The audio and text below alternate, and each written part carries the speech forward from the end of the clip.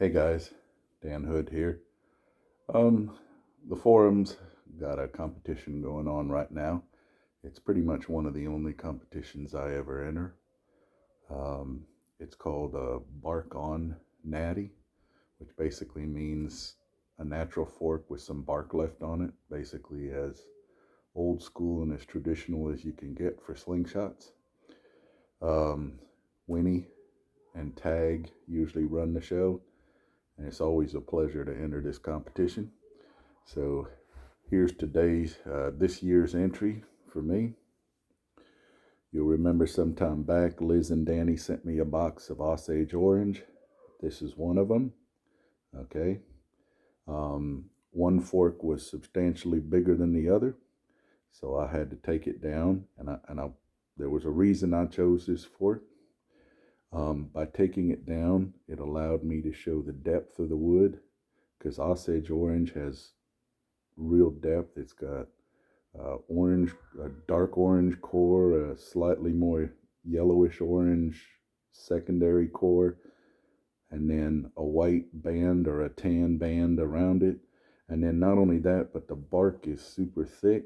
You can see it here, and it also has layers. You can see it right in there.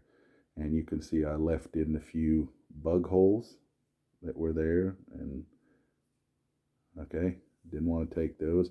Also cut this at an angle so you could see more of the wood grain in the bottom. Okay, see what's going on. The whole purpose of a bark on natty is to feel the bark in your hands to get grip. So I left this where the grip would be, the bark, and smooth where the fingertips would be. It's a good size one. It's not meant to be small. Holds nice for me. And what I found when I started going in is, if you can look, there's also spalting on this fork, a little bit of splitting, and it just added flavor to the whole thing. And like I always say about naturals, you just never know what you're going to find until you start scraping and sanding and see what's under there. But anyway, my whole purpose on this one was to first off show every piece of depth this wood has and the bark has.